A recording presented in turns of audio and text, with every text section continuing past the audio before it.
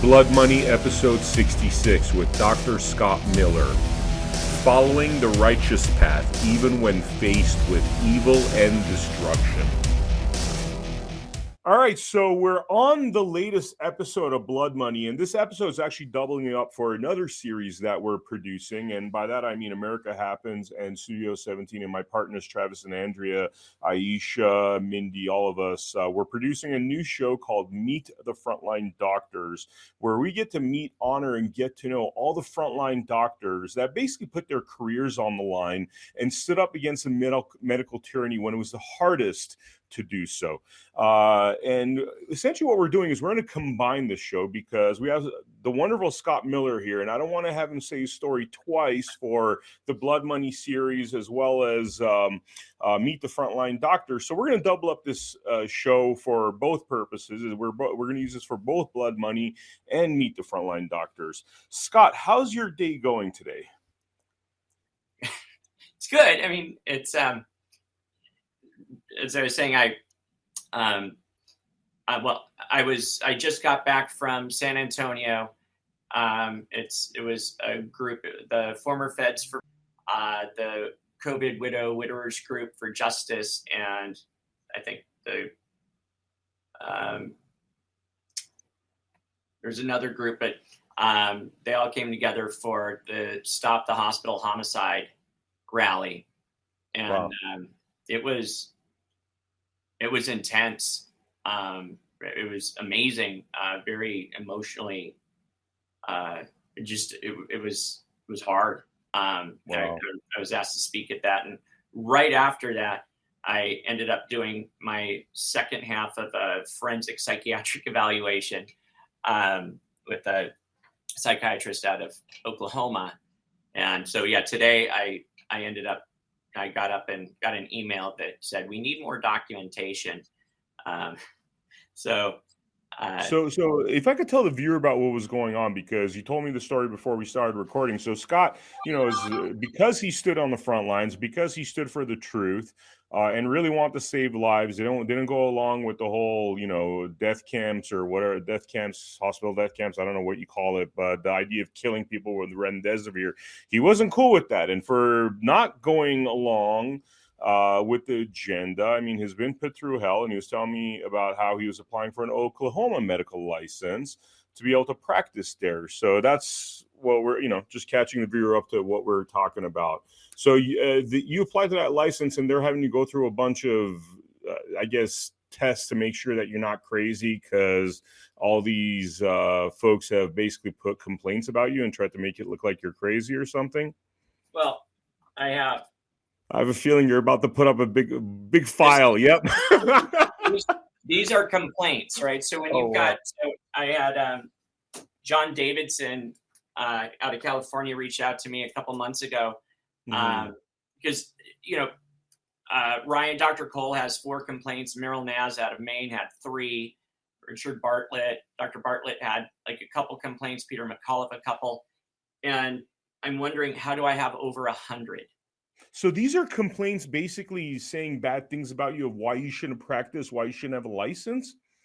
Yeah, like there was a Substack of 15 complaints that came in at one time, and all of them, there's a local group here called the Camas Facebook Progressive Group, and it was like a group of people got together and copied and pasted. We read the article in the Camas Post Record about Scott Miller, and I had spoken at a school board meeting, and I did call out the school board members and saying they're either ignorant or pure evil, and that there are treatments. And an article ran, local, pediatric PA calls school board pure evil and claims to cure COVID. And so wait, because you said, I mean, and I've heard, we've interviewed Dr. Peter McCullough, a lot of doctors, actually. I mean, we've interviewed some of the top doctors between this Blood Money show and some of the other content we produce. And what we heard from them is conclusive evidence that things like ivermectin, hydroxychloroquine should have been used. They weren't used because they're cheap. They're in the generic, and they wanted to sell these expensive vaccines. And lo and behold, these expensive vaccines really don't do anything but most most likely cause a lot more damage, lead to early death. In fact, I've had multiple doctors tell me that it's almost a surefire thing that eventually these vaccines will affect you in a negative way, whether it's illness or early death. And so because you didn't go along with that protocol, that's why you've had all these complaints against you. Yes, but even before the shots came out, I mean, and so I treated, I unbeknownst to me, like in end of January, February of 2020, I had a pediatric practice, but I'd have parents coming in, bringing their kids in, and they're on, the end of week 2 of the worst cough they've ever had. They can't get a full breath. And I'm like, what the heck is going on? And so I would listen to their lungs. I'm like, Judas Priest, like, you sound terrible. And I would ask, like, hey, do you want to like do a treatment? So I remember I'd do an albuterol treatment, like a rescue nebulizer, and it didn't touch them at all. And I'm like, what the heck? So I had budesonide. So I would do a round of budesonide, and I'm, doing an exam on their, a child. And I remember, like, specifically there's a couple days, like, successfully, where there was a, like the dad, like a couple minutes into nebbing the budesonide, and he takes his mask off and he's like, wow, I feel like I can actually get a full breath. And these are people affected by other ailments, or is this COVID? It was COVID. Because I remembered it so specifically because we made them a patient. I prescribed montelukast and a couple other things. And like a day or two later, they would call back and they're like, my symptoms are gone. That's wild. So later on, it was like April or May, I ended up calling them, like the people that I had treated, and we did the antibody tests, and they had antibodies for COVID. And so I was like, holy crap, and who knows? I trust very little these days. It's coming out from like whether it's, well, I don't trust the PCR test at all, but and so when the country shut down, obviously, I mean, it was very concerning because I'm going to be going into my practice every day, and I want to know what the hell's going on. And so I just started studying and found, in fact, I have it's been saved on my desktop. It was an article out of Italy. It was March 14th of 2020, and I found it on March 15th, and it was basically like the blueprint of the bioweapon. And it was, and I didn't know what furin cleavage sites were. So I started reading, and I spent the next 6 months studying it. But within that, it was basically the pathogenicity of how it affects us. My wife was a nurse, and I had to hit translate on it because it was in Italian, and I'm reading through it, and she looks at it and she's like, well, and I'm explaining some of the stuff, and she's like, well, can't you like reverse engineer it and just like knock out the inflammatory mechanisms? And I was like, well, I mean, theoretically, sure. And then there was a MedCram, Dr. Schwelt out of Southern California did a MedCram on ivermectin, and the in vitro studies in Australia in like April 3rd or 4th of 2020. I'm like, holy crap, that's, it knocks out viral replication by, 5,000 fold within 48 hours. Like that's a safe, effective med that I've used in the peds population for, 14 to 13 years. Like that seems like a no-brainer. And I had my first suspected COVID patient on April 9th. It was a mom that came in, and I prescribed it to her along with like vitamin D, C, and she called the next day and she said, my symptoms are gone. I'm like, hold on, like the sucky, like the bad, or like, she's like, they're all gone. Like, I don't have any symptoms. I'm like, no, pardon me. I'm like, no shit. That's crazy. And I was the only clinic that didn't close here in at least in Southwest Washington. And I was kind of going against the narrative anyway. So I was like, I need to make sure this, that's an anecdote of one. And so I just started writing down on every family that came in, on on their, when they'd leave, we'd have the sheets. So I'd write this, and I'd write out like vitamin D, vitamin C, melatonin, etc. And I was like, share this with everyone you know. Mm-hmm. And we did that. In fact, I finally just made up printed it off, and I'd hand it to them. I'm like, share, share, share. Like, and don't take my word for it. And I'd write down Google melatonin and COVID, where they would realize, holy cow, it's the most potent immunomodulator that we have for our innate immune system, which is one of the reasons. Wait, so you said melatonin? Oh yeah, melatonin is it's so powerful and wow, in boosting our innate immune system. I had people nebulize it. I don't recommend that as what does that mean exactly? Nebulize it. I use the liquid form and put it. You have a nebulizer machine, like so with budesonide, you put it in a nebulizer machine. Mouthpiece, mask on. It aerosolizes it. Oh, and you breathe it in. Breathe it in. Got you. Okay. All right. So, I mean, it sounds like you're discovering some things that were pretty much in line with your oath to help people, to save people, to, make sure that they get better. Well, to do something. Mm-hmm. Right. Like to say, pick anything and just say there's nothing we can do to that's nonsensical. Yeah. And I mean, pediatrician too, you're dealing with children, and you had the option of pushing this vax onto children, which could have probably led to death. If you want to look at it theoretically, if you did it knowingly, that would be manslaughter, and you decided not to do that. Well, again, looking at all the RSV, they tried to get a vaccine for RSV. They tried to get, for a number of other for coronaviruses. And when you looked at the ferret studies, when they were introduced to the wild type virus, they all died or became severely ill. And are you kidding? Let me ask you, sorry to interrupt you, but how do doctors, I mean, you've been a doctor, how do doctors, knowing that in trials, this thing kills animals, hence most likely is going to cause damage to humans, how do doctors go along with that, knowing that information? The only way you're going to know that information is to seek it out, right? It's not like you Google it. I mean, I spent months. I would come home from work, hang out with the family, get the kids to bed, and I would, from 9 until 2 or 3 in the morning, I was studying every night. And my wife's like, why are you doing this if the virus doesn't affect kids? I'm like, well, kids have parents, right? And I don't like unknowns. I don't like being vexed by something that if there's some way that we can do something to help people, it's like, you better freaking do it.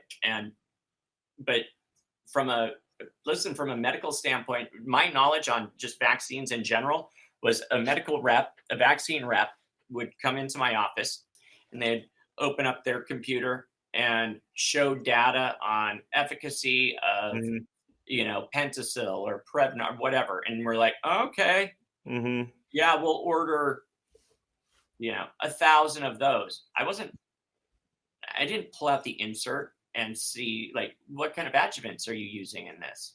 I mean, they've gotten the doctors used to that sort of thing. This is something I've been hearing for 30, 40 years of. That's how a lot of doctors are exposed to medicine. It's really through a pharma rep. Hence, it could be extremely biased. Well, there's no other. I mean, how can there not be bias when somebody's coming in and they're selling you goods and then telling you how good it is, and they bring you lunch? Yeah. And most of the time, when I was in previous for quitting and starting my own practice, I'd be in a group, and you'd have, the providers would come in over lunch. They would have their medical assistant or a nurse sit in there while they got their lunch and went back to their office. So they weren't even listening. It's just you pick whatever. And so we didn't even, I would sit just to be courteous and listen to them, but we didn't study shit. We just went along with it. Wow. I mean, that just seems like bad practice. It seems like doctors have been used to real bad habits, to be honest with you. I mean, it's almost like how could we have avoided this calamity? I mean, it seems like you have in many ways in terms of actual involvement in the disaster, but I could see how other doctors were kind of, tricked into it because we've become accustomed to just listening to what they tell us.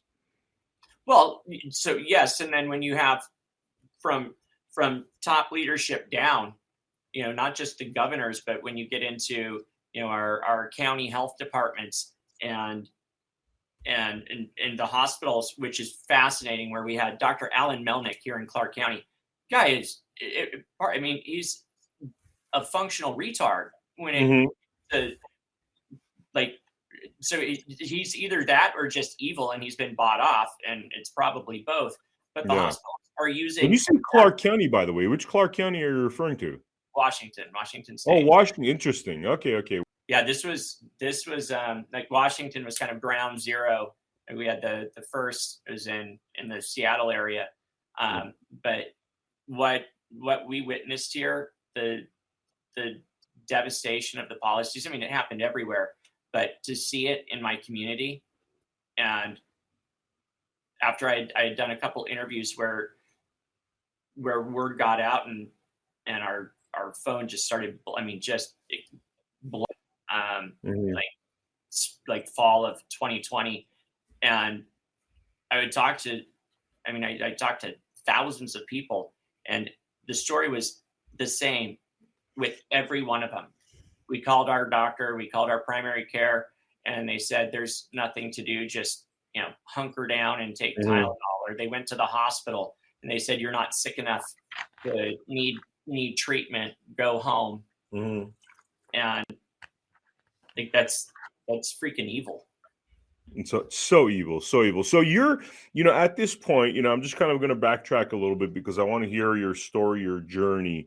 So April 2020, it seems like you start discovering that there's protocols, there's alternative ways, that the narrative is not necessarily the correct narrative, that, vax could potentially be harmful. Now, take us from that point onward of what happens in your story. I'd go to work, and the schools have been shut down. A large part of my patient base were special needs kids, autism, etc. And so all of their their speech and occupational therapy and physical therapy, it said, like, all of their services were just instantly gone. So every day I was hearing, it was just a horror story of these kids being, so they're doing online school. They're just up in their room, or for a lot of the kids, a parent had to quit work and stay home with them. And it was something I couldn't fix. I couldn't undo it. And I was getting angry about it. And I was sharing that with a lot of parents, and there ended up being a rally in Olympia at the Capitol in May, and a group reached out to me and asked if I would speak out on medical freedom, which, my wife and I had a very long conversation about that the night before, and some of my colleagues were like, dude, like, don't do it. Like, they're like, this, they will crush you. And I'm like, I mean, it's so disappointing to hear that. The cowardice is so disappointing. I mean, these people, don't they understand their children's lives are on the line? I mean, literally, this is like a road to murder of children, and they're okay with that so they could save their own skin? I mean, I don't understand. I mean, it's hard. I mean, if you go back to that time where everything that you heard, read, saw on the TV, the death ticker,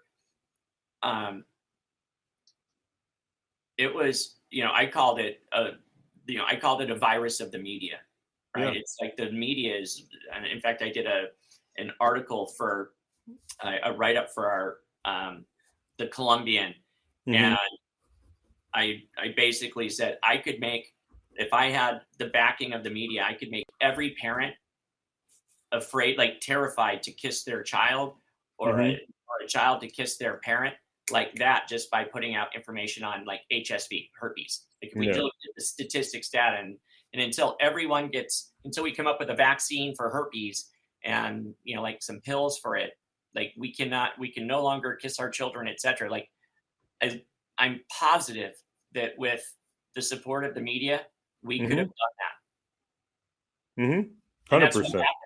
Like we watch people like. But you found a path to the truth. That's the interesting part, because it seems like at this moment you're faced with a dilemma of actually standing up and saying the truth, and the media saying what they're saying, but nonetheless it seems like the truth in that moment, and you have a dilemma. Do I speak out about it? Do I allow myself to be attacked?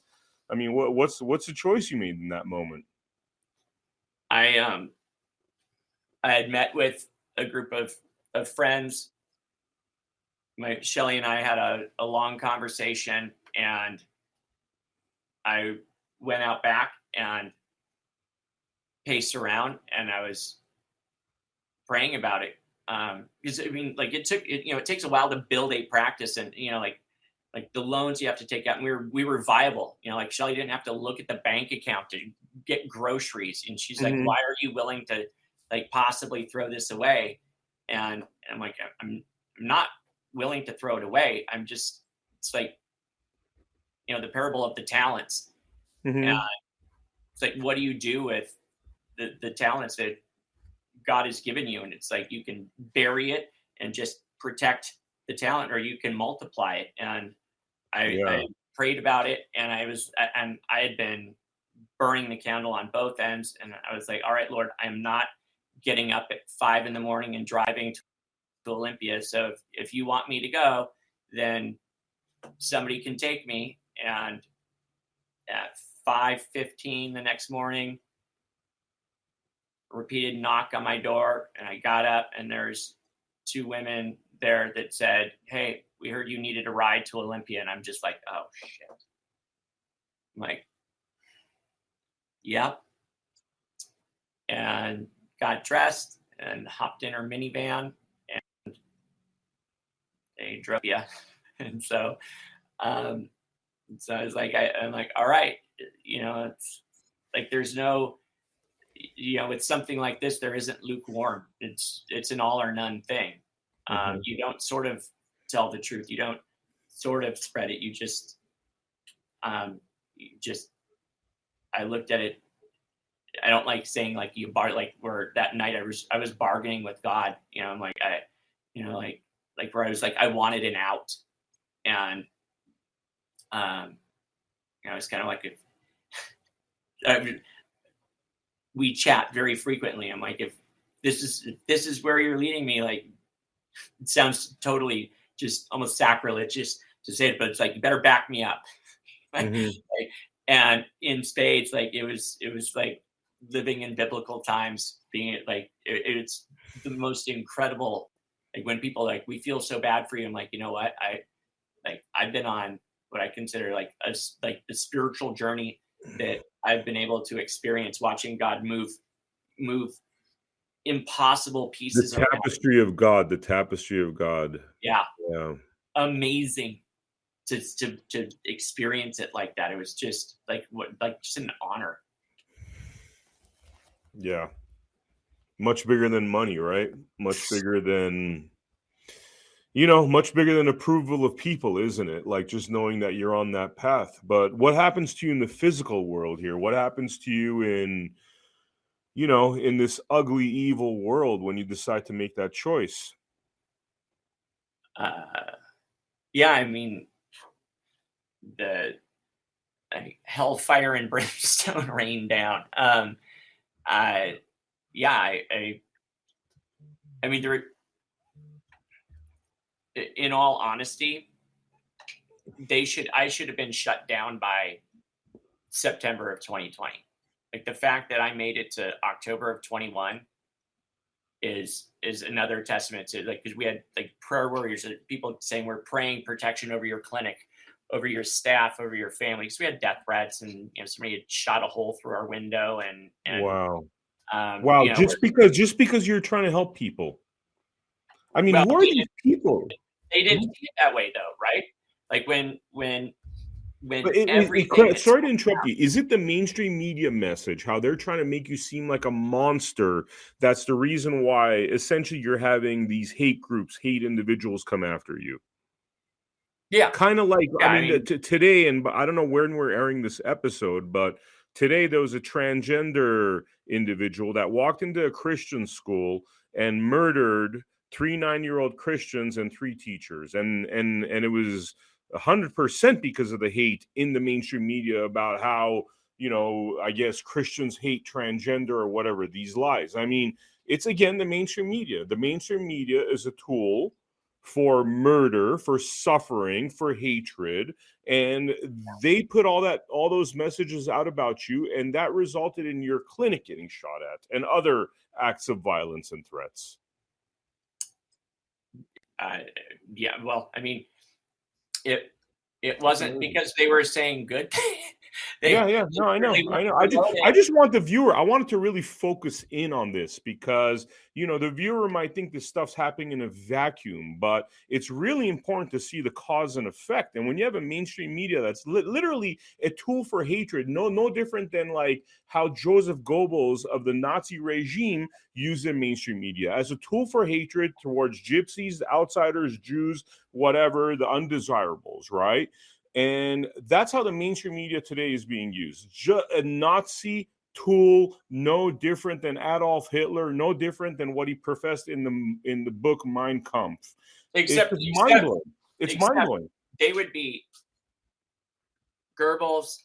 They would look at what the media was able to do and covet. They would be like, "Wow, this is."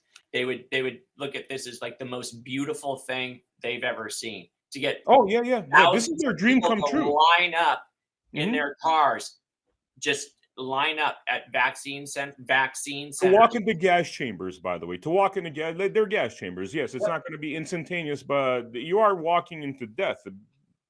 That's it. It's like whether it happens today, whether it happens 5 years from now, because you got myocarditis while playing soccer, it's going to happen. Well, so I do want to comment on that because, when you look at the data, so it's like myocarditis and it's like, it's not treatable. Yeah, it is. Just like fibrotic lung disease, it's treatable, right? It literally is. It's just, there isn't a pharmaceutical medication for it. But I'll tell you, I've had people with long haulers or vaccine injury that have had like cardiac issues, etc. I don't diagnose and I can't treat, but I can. I've done a bunch of integrative health practitioner certifications, so I can, like guide people. They can take my license, they can't take the accumulated knowledge. Exactly. And so I can guide them, and I've seen some of the outcomes I've seen for people that have been suffering are nothing short of miraculous. So without doing something, right, and cardiologist is useless, because if they don't think that the inoculation caused it, there's no possible way that they can help you. Yeah. You're screwed. Yeah. But there's help. I mean, there's hope. It's just like the level of effery that they've used to insert it into our DNA. Well, not mine, but I mean, it's diabolical. It's insane. And rather than talking about all those details, because we could go into that evil plan, I mean, I encourage viewers to watch so many Blood Money episodes that we have. I mean, we interviewed Thomas Renz, who has been on the forefront as an attorney. We've interviewed Dr. Peter McCullough. We're actually interviewing Dr. Peter McCullough again. So we're not going to get into the details of how evil of a plan this is. Just watch some of the old Blood Money episodes with doctors and lawyers that talk about this, and you will find out. Let's talk about what happened to you, though. So you're telling me that October 2020 or September 2020, they have the opportunity to shut you down because you're going up against their, BS narrative. But, thanks to the, grace of God, let's say, October 2021, you last till October 2021, but then they shut down your clinic. What happens? I mean, what happens between you having this moment of enlightenment to late 2021?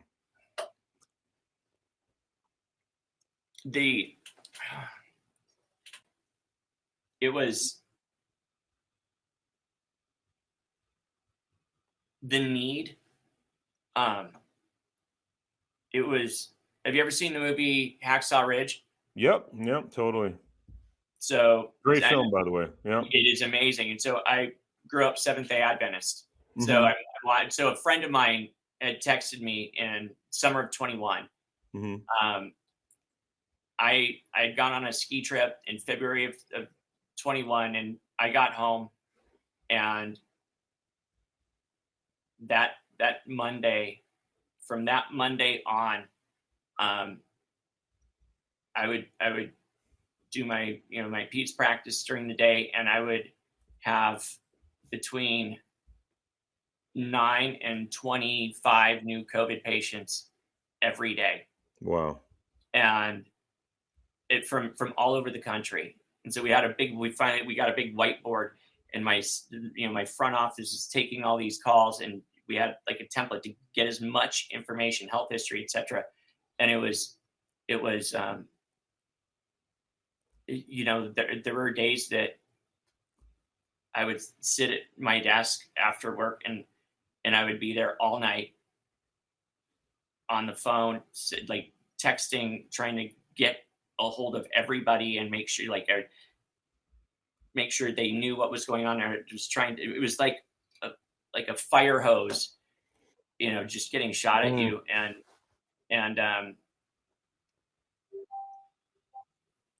then I started getting asked to advocate for people for loved ones in the hospital. And it was actually at that point, like I had like my first phone call was in the summer of 2020 to Mayo Clinic in Rochester. And I look back, I was like, okay, there wasn't enough evidence to do some of the things that I recommended. But by 21, I had spoken to, hospitals in probably 17 different states, and every single one of them, it was like the narrative, like Mm-hmm. I'm like, holy shit, like they are indoctrinated into that CDC checklist. Mm-hmm. And the to the degree that they were completely unyielding, right? They have somebody that says, like, do not vent. They would literally euthanize them, right? Not just not treat. They would administer life-ending medications.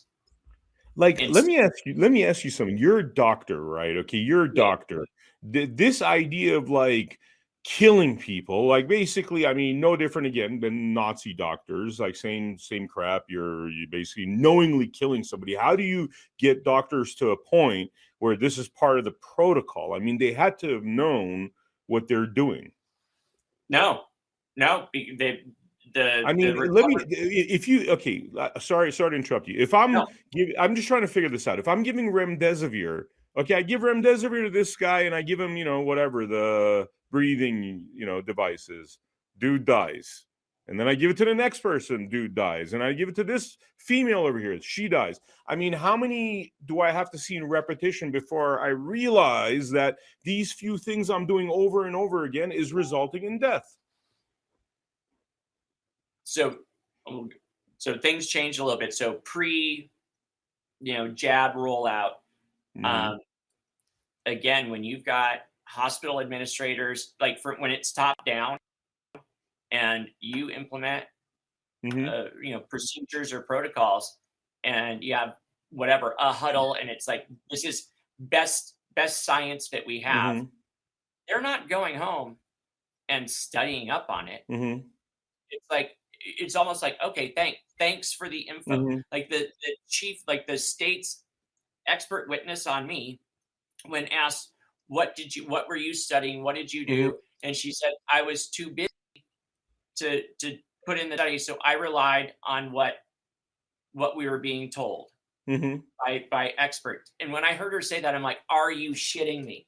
You are too busy. Like you're not too busy to be an expert witness. Write a 26-page paper and go through all of the data to crush anyone that's dissenting with the policy, but you don't have enough time to take a look at first of all, she didn't treat a freaking person at all. Like she treated 0 people. You would have thought maybe she, like when she had written in here that I had, she had come up with like 1,400 people. Yeah. I didn't contact any of them. Okay, I'm sorry to interrupt you again. Sorry, I'm just trying to.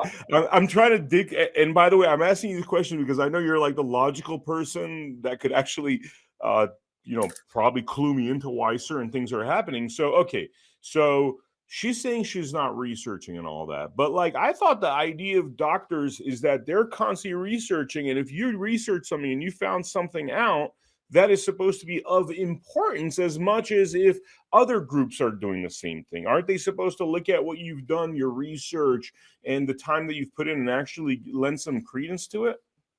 Well, not if somebody that I'll just go back. The like, especially early on, if a parent came in, they brought a child, let's say that it's fairly complex, and they say to me, well, this is what I think it is. And, this is what we'd like to do. And I'm like, awesome. Right. Like they already have I'm kind of kidding, but I was seeing like 60 people, 60 kids a day, which is insane. But so parents like, this is what we think it is. This is what we'd like to do. It's like, you know what? Yep. Let's try that.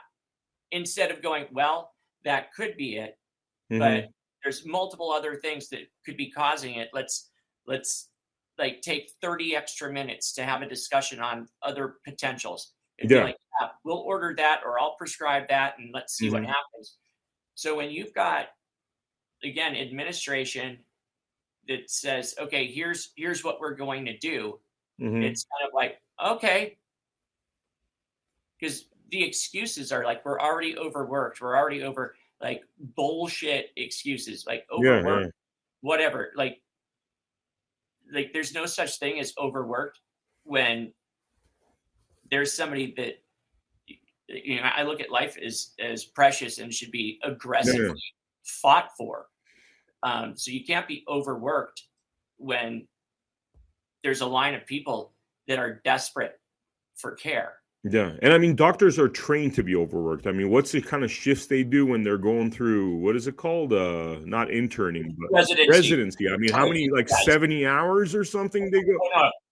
No. Like they ended up like having to like drop it down to like 85 hours. There are times like I remember like I'd be on campus and I'd see a buddy of mine that looked like death, and he just put in like 110 hours. I'm like, oh, good Lord. Wow. I mean, that's the whole point. That's so, I mean, just the language and stuff. All of a sudden they're overworked. I mean, you're in the army, fellas. Like, this is what it is, Yeah. Oh man, it's just that, it's like, again, I hear all these tones of like alpha versus beta, like weakness versus strength. You know what I mean? It's like all of a sudden doctors are supposed to be what, like coddled and stuff, when I mean, you guys are the frontline doctors. I mean, that's the way they should be looking at it, institutions and stuff, but it sounds like a lot of weak language as far as their ability to even deal with this sort of calamity, Oh, dude, I sent a 77-year-old to the hospital on June 19th, 2021 to get imaging and lab work because I thought she was clotting, and she lived by herself, and I was like, I can't let her die at home. And her oxygen had dropped into the 80s. I had driven to my office, got an oxygen tank over to her. Anyway, so she got up the next morning, had slept great, but she had new onset like chest and back pain. I'm like, like we need to get this evaluated. So she goes into the hospital. She's on 1 liter of oxygen, setting at 98%. Everything's clear, and they convince her to stay for observation. Like, so, and when you talk about like the gas chambers, like she had everything that she needed at home. We were just making sure that, like covering my bases to make sure that we don't need to implement like more aggressive anti-clotting. And they took her from 1 liter of oxygen within 8 hours. She went from 1 liter of oxygen to 30 liters of oxygen. Wow. Which means that obviously she can't leave the hospital now, even though she didn't require it. And 8 days later, she's dead. And you're telling me the doctors that were there didn't realize that they took a healthy woman and basically destroyed her? Well, so her son from Kansas, and so every day we were on the phone with the hospitals. The ICU doctor was like, I can't change her dexamethasone to methylprednisolone, even though she was decompensating. They wouldn't put her on antibiotics, even though her white blood cell count was going up. And he just kept saying, I can't do it. I'm like, what? Like, the pulmonologist needs to do it. I'm like, what? Why? You're the intensivist. Why do you need what are you, a nurse? And I said that, like, my wife said, I'm not disrespecting, but you can make these orders. Like, you're the fucking doctor. Do something. Sorry. It's just, so we called the pulmonologist, Dr. Gupta, and 24 minutes of conversation. I recorded all of them because the insanity of it, people wouldn't believe it unless you hear the idiocy of it. But I get him to change her meds. And we're like, oh my gosh, like, thank you so much. We call back to the intensivist and he wouldn't take our call. Wow. And we called back, and then they're like, oh, he left for the day. So then we called the nighttime doctor, the on-call doctor. He wouldn't make the changes. The following day was a new daytime doctor, Dr. Oprescu, and he goes, well, I can't administer that medication without talking to infectious disease. I'm like, what the hell is going on? Like that would be awesome. It's like, I need my friends to weigh in on this because I'm not smart enough to do something that he had done for 20 years as a no-brainer, and now he needs to talk. And they lied about. So I wrote a Facebook post the night that I found out she died, naming the doctors involved, and like absolute scumbags, man. Absolute scumbags. All these doctors, cowardly scumbags. These are the kind of people that need to go to Nuremberg 2.0. Especially when you're hearing these stories of how they're warned, they know, and it's absolute cowardice, saving their own skin in order, like, killing somebody else to save their own skin. I mean, it's just mind-blowing. You know, people say never again about Nazi times. Bullshit. You know what I mean? It's like this. They could turn it on like this. Literally, greatest Holocaust ever in humankind, makes the Jewish Holocaust look like a walk in the park. By the time we're done with this, billions are going to be dead, in my opinion, from what I'm researching, because of cowards like these doctors. So sorry, I'm losing my cool a little bit, but it's just unbelievable what they've been able to do, you know? What you were saying about the thin skin, the reason I shared that specific story, and I wrote that during my hearing, they read my Facebook post and then had the doctors, the intensivists, like, respond. And one of them was just, they had screenshot it and it made its rounds throughout the hospital. And they were like, we were so demoralized. Like, really? Yeah, you're a fucking Nazi. You should be demoralized. You're no different than bloody Third Reich. You should be demoralized. Our job is to demoralize Nazis. Anyway, go ahead. But how are they, like, it's a random, random PA in the community that writes, and like, puts out a Facebook, and it was like a warning against the hospitals. It's like, you don't, like, if you're doing what's right, you should give, like, you shouldn't even have two shits to give of what nobody is writing. Like, you should look at it and be like, and like, whatever, roll it and smoke it. By the way, if you watch our show, there's a lot of industries that do this sort of thing. And I always talk about this. I'm just going to say it as a side. Like, family law is another one of them. Judges, lawyers, social workers hate for their corruption to be exposed, because that's one of the dirtiest businesses. It's literally a child trafficking operation. Everybody makes millions off of the destruction of child, like all of our industrial complexes, by the way. Our industrial complexes today, the medical, industrial, judicial, anything, is built on the destruction of people. That's very easy to track. All you need to do is watch some episodes of Blood Money to see how their financial gain equals our destruction in every industrial complex, which is a sad thing to say about this country right now. But anyway, just wanted to bring that up, Oh, what you said about CP, like Child Protective Services. Yeah. I mean, this is child trafficking operations.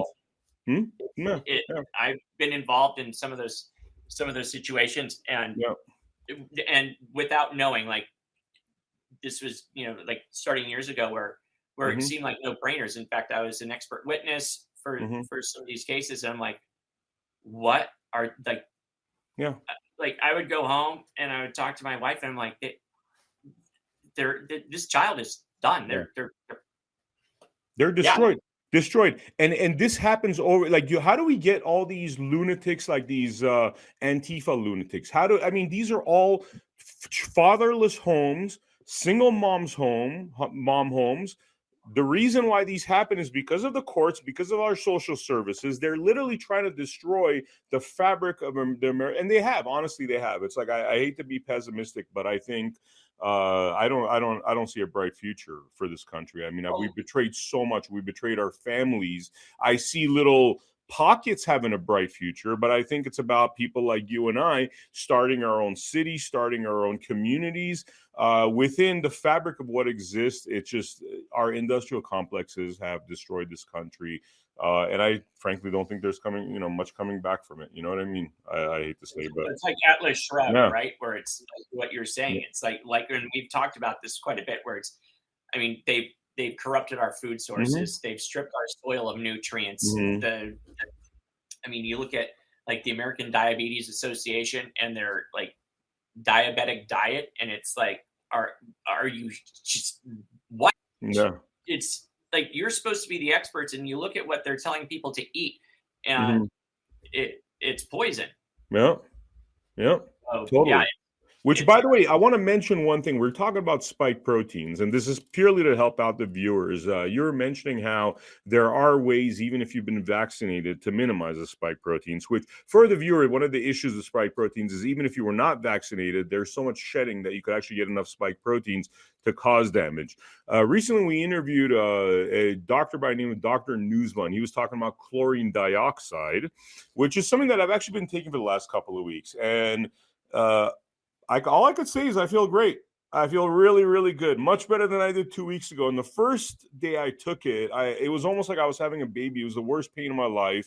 I don't even want to describe what happened on that day, but all I know is the next day I felt really, really great after going through a very difficult day. And what Dr. Newsman was saying was basically that's my body essentially reacting to, decades of toxic stuff that was getting cleaned out. So I just want to mention that for the viewer, because it's called a Herxheimer. That's called a Herxheimer reaction. Some people had it with ivermectin, because we think we live in a first world country. We don't have parasites. Yes, we do. And chlorine dioxide is called the universal antidote. And it's amazing. One of the problems, just when we look at something as a single therapeutic, the spike protein disrupts our gut biome. So it disrupts the gap junctions. So, and it disrupts, so we've got our beneficial and opportunistic microbes, and it throws that balance off. So I think, it was a Delaware town hall meeting, and Dr. Harvey Reich was on it, and he said something like the gift that we had was that Omicron was far less, like the lower respiratory issues that we saw with Delta were far less clotting. And I had recently done a talk here in the Vancouver area where I said the opposite. The thing that scares me about Omicron is it's more like a really crappy cold. And the thing with that is like so I had COVID a week and a half ago for the fourth time. My symptoms started with, like, I woke up with a hoarse voice. That was it. It was a Friday. Saturday, a little bit of ache behind the eyes, and Sunday, full blown post-nasal drainage, hocking up, like phlegm with the little blood speck sputum. I had already started on treatment. I did a rapid. I always swap out the Q-tip with my own. And, double line turned blue in like 20 seconds. I was back in the office on Monday. Wow. Now, and so part of it, and it wasn't a 3-day treatment. I continued doing those therapies because I want it gone and gone. Because if you don't make that, like, I want to displace the spike protein and I want to detox my body from it. Wow. And so one of the problems with Omicron is we have more long haulers because of Omicron than the wild, the wild type and Delta combined, because people just kind of ride it out. Like what you were talking about, like doing the chlorine dioxide. So like if people, like, it's what scares me, because I don't know that I've spoken to anybody in the last month that's doing great. Okay. But whether it's sleep, it's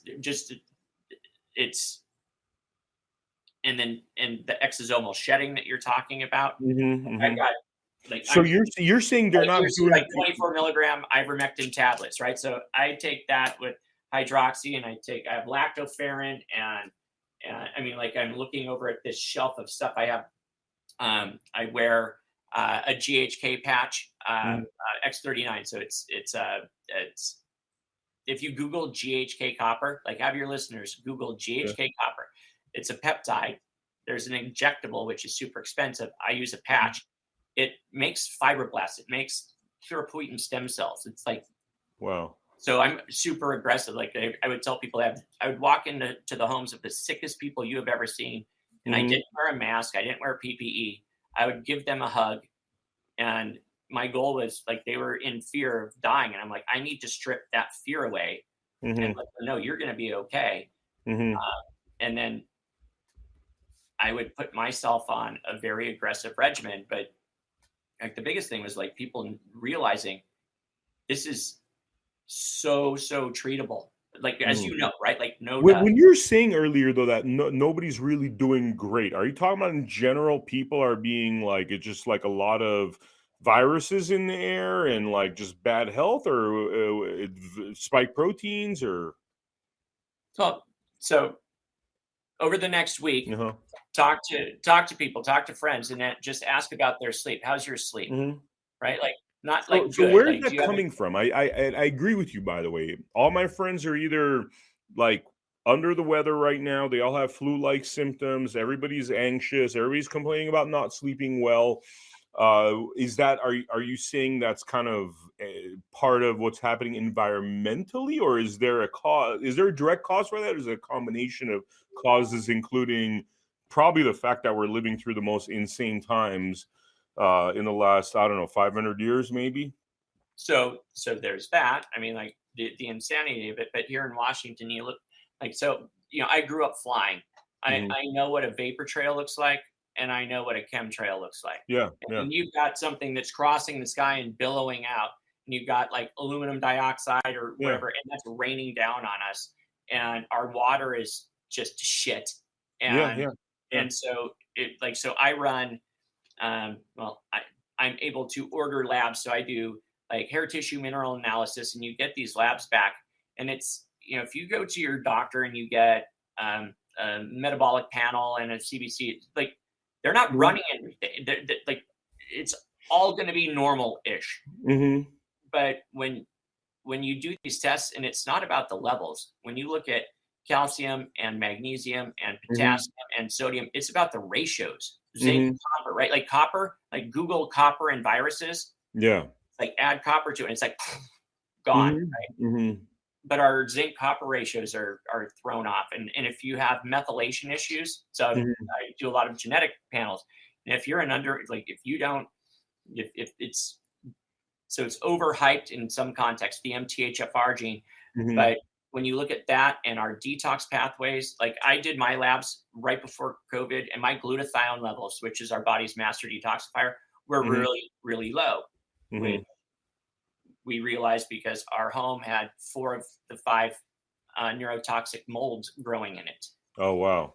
And which is where you can see, like, the rash. I do systems tests. So we've been living in a yurt in tents in our backyard for the last 13 months. I went in and shaved, and when I do that, because of the toxins, I break out in this like actinomyces type of rash. And then I do systems tests to see what things will make it go away instead of 10 days of penicillin IV. So, by the way, we did an episode with a lady by the name of Nikki Floria, who actually studies geoengineering. She's one of the top individuals that, I mean, she comes with receipts. It's not even like theories and stuff. She has patents, military patents that show clearly where this is happening, how this is happening. I think it was like Blood Money episode 61 or 62. It's definitely worth checking out because she also gives solutions. She talks about how, I mean, I've been seeing it over here. Where we're at out in the West Coast, where we've had essentially, we believe due to spraying and geoengineering, the weather's been getting really cold. And the result's been that this time of year is when you put up new crops. This is when you kind of flower new crops. But what's been happening is the weather gets so extreme at nighttime that the crops die. And it seems to be the same kind of agenda, which is to stop the growing of foods, to create food shortages. Now we're talking about them poisoning us from the air, which, to be honest with you, there was a day that it was really bad. A lot of my friends got sick. We all started taking chlorine dioxide. It helped us. But it was clearly a day where there was so much crap in there that all of us started feeling ill. And it wasn't like flu and stuff. It was full-on poisoning, So I guess I'm saying all of this to basically make the point. I mean, they're straight up trying to kill us, basically. I mean, that's what's going on at this point, right? Absolutely. It's almost like we've discovered their crimes against humanity. We're angry. We're ready to hang them. And these global tyrants are like, fine, we're going to kill everyone. I mean, essentially, it seems. Well, so the way I look at it is try, right? They're going to try. Like with, so we've got 3 million people that, in fact, I think Dr. McCullough, and there are a couple of people where they asked, how many, like, had we treated, how many of those people would have died? And when, like in San Antonio, and I'm walking along this seemingly unending stream of widows and widowers, and I had to peel out, and we're along the Riverwalk, and I'm watching it, trying not to cry, because I'm calculating, and I know many of their stories, and I'm like, out of the whatever 600 people that are walking along, I'm like, maybe 3 of them. 3 of them had to die. Not had to. 3 of them were probably had so many other underlying comorbidities, etc. And with this increased hit on their system, they had a cardiovascular event, whatever, stroke. But okay, shit, let's say 10. Like, let's go nuts and say 10. The rest of them, that was my community here that I got the phone calls. And if they were really sick, I went into their homes. I mean, listen, somebody's satting in the 60s and 70s. It's not good, right? Respiratory failure. And within an hour, they're satting in the 90s. Yeah. That's called science. Yeah. And we were able to do that for like people that ill for, I mean, I don't know, 12, 13, 1,400 people. Mm-hmm. And I'm looking at these people, and it's like they did, like, it's so just like, but what you're talking about, so, people getting sick, like chronic fatigue, whatever, all these things. The problem is we can take things like, even like, if you're not ridding it, like how many people talk about bowel movements. If somebody doesn't have a bowel movement a couple times a day, if they go 2 or 3 days, you're in a world of shit. Yeah. All this time, you need to be able to bind and then rid your body of that. And that's where the sauna comes in, the near infrared light, etc. But you're not going to hear that. Like when you go into your PCP and you've got issues, they run some labs and they're like, everything's fine. And then they go, well, you're 60, so here's a statin. Yeah. Like that's our healthcare system. Like, well, you're this age, so here's some meds because of your age. It's like, Yeah, Sorry. no, the healthcare system. We have so many episodes about it. The conclusion with the healthcare system is it's completely broken. It's never going to be fixed. It's all pharmaceutical run. It just has to be broken up into a billion pieces because it is literally a death care system. It has nothing to do with healthcare. I mean, really, what they're doing is trying to maximize the dollars on the way to basically sending you into a coffin. That's all it is. And I got a dad that's on 35 pills, which he doesn't have to be, but that's what they brainwash him into. And, he's too old to change his ways right now. But, that 85 pills or whatever he takes every day is like, I mean, they're making thousands off of him every month, I had somebody, an 87 and 89-year-old husband and wife. They came in with their list of meds. And this is what I always say. I'm like, listen, consult your doctor about this. And again, they already had their diagnoses. They're already being treated. I was simply augmenting, giving them options of things to do. She's off of all but one of her medications. Wow. Her blood pressure is better than it's ever been. Her blood sugar is stabilized. We haven't gotten an A1C again, but and they live with their son and wife. And the one thing that I heard was they're kind of pissed because she now has enough energy to be interjecting in their life much more. So it's causing where they're like, what did you do? She's like coming out and being all like trying to cook and be involved. And I'm like, we got rid of the inflammation. We got like, look at the underlying things that are causing all of these negatives. We did a detox on her and we're helping rebuild her body at 89. It's not because of her age. It's because of dis-ease. Yeah, totally. So tell me a little bit about you obviously stood for what was right. What is the damage that was done upon your life beyond you losing your medical license? I mean, I heard, actually, I talked to a gentleman, I believe Abraxas, is that correct? Oh yeah. Yeah. It's amazing. I mean, that dude he is so heroic. Yeah. So if you want to plug, so he's an artist in Delaware, and he significantly impacted because of his willingness to stand. Like I call him the Paul Revere of COVID because of what he's done. So anybody like Abraxas Hudson, whatever.com, Google him, buy his art. That guy is an American hero. Yeah. I mean, I can't say enough nice things about Abraxas. He's actually, so we're making this series called Meet the Frontline Doctors, right? And every episode is supposed to be a doctor, just like we're doing, this episode with you. Every episode features a doctor that was a frontline doctor that stood up against the bullshit and tyranny. His story was so good that he's the only non-doctor that we've done an episode of, because he helped so many doctors. He told me about your story, actually connected us. But he told, the way he just dove into this. I mean, he pretty much started supporting doctors and really putting up a fight. And what I find fascinating is there's a few of these artist types. Scott Labadio is another one, by the way, that he's a big patriot artist. Rudy Giuliani talks about him quite a bit.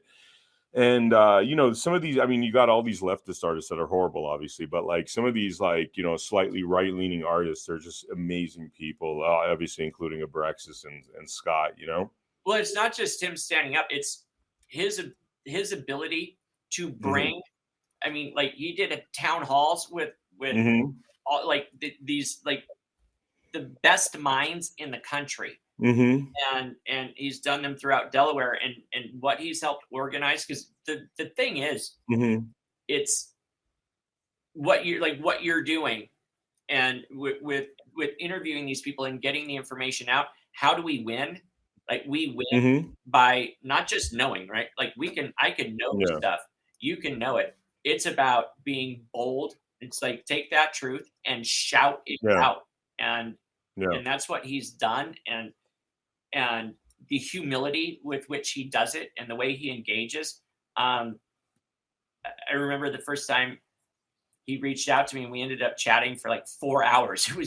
I'm trying to wrap my brain around somebody that has no background in medicine and simply took a stand based on our inalienable rights. And then dove into the medical aspect of it. That dude could go toe to toe with any intensivist in any hospital in the United States and kick their ass. Amazing. It's all about these people that stood up in this, tyranny. And I mean, I don't imagine he would have ever thought back in 2019 he'd be doing what he's doing today. I don't think Scott Labadio, he's another one that just like, I don't think he'd be thinking this was my future, but it's amazing. Well, what about you? Did you think you'd be doing this? No. The last thing I'd ever thought I'd be doing is talking, which is insane because I had crippling shyness, crippling anxiety. I've always been behind the camera. I've had quite a successful career as a TV producer. I mean, I've done 25 years of production at a very high level behind the camera, but being in front of the camera, really, 2020 was really what got me started. And frankly, seeing a lot of the bullshit as a producer, I worked in editing rooms. I saw all the editing tricks that they were doing to make Donald Trump look bad. I saw the agenda. That started really disgusting me back in 2017, where I had, these colleagues that they know the editing tricks. I mean, they do it all the time. A lot of this stuff is called Frankenbiting, where for like Frankenstein, where you take two pieces, you bite them together to create the false message, which is exactly what happens in reality TV shows. But then you have like CNN hiring a reality TV show producer, Jeff Zucker, who is a really bad reality TV show producer, to run the news. And you kind of see their agenda happening, especially if you're in the know, especially if you're an insider. And frankly, that started to disgust the crap out of me. I mean, it was just, no money is worth that. It's just not worth it. It's not worth it to be deceptive for as a life choice to be deceptive. I mean, it just can't do it, unfortunately, But listen, whatever is good, whatever is pure. I mean, it's like, how do you, it's like you get up and it's like, for me, it's like, okay, Lord, like what, how can I be used as a vessel to bring healing and whatever? Like that's like, I'm very fallible. I swear a lot, whatever. But it's because if I didn't swear, I would just break shit. Because me too. That's why, I mean, I'm like, it's better. I mean, it's like, I'm actually, by swearing, doing this kind of stuff, I get a lot of aggression out. You know what I mean? It's like, I don't get into fights. I don't get into arguments. It all comes out here, No, it's like, people are like, why do you have to swear? And it's like, if you knew the bad that I've heard, seen, and tried to undo, and the failure in some of the cases, like, I want to burn it down. Like, all those fucking institutions that these people are going into, and they're either, I mean, like, you shouldn't walk in. So my father-in-law walked into a hospital in Texas a year ago, 3 days ago, and he's practiced medicine for 55 years. He just did a three-day round at an ER in like West Texas, had gone on a hike, and 4 days later, he goes in and sees his cardiologist, et cetera. And he wakes up the next morning and he cannot walk across the living room. Wow. And he called Shelly, called my wife, and he was like, yeah, I'm not feeling so good. And he was going to go to the hospital. And then, anyways, they're like, you'll be fine. And we talked to him that evening, and he was slurring his speech. And so Shelly called a friend, like a husband and wife, or a nurse practitioner. They went over and they were like, oh my gosh, he does not look good. They take him to the hospital. They run everything. They did the MRI. They did a spinal tap. They're ruling out stroke. And I asked Maya, I was like, when did you get your booster? Because he's been Pfizer twice and boosted. Oh, wow. And it was like 10 weeks prior to that.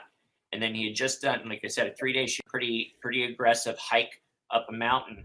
And I'm like, he just activated, and this isn't how it works, but it's like, just like that increase in activity. It's like, it's like he just, so we called the hospital, we talked to the doc, and he's like, everything's normal. And it's like, well, that's impossible. Yeah. What you ran is normal. And I'm like, dude, I think I actually said, dude, took the booster like in February, and this is a reaction to the booster. It's like the perfect time frame, if you will. Like, you've got to run VEGF, you've got to run Tregs, you've got to run NMP9.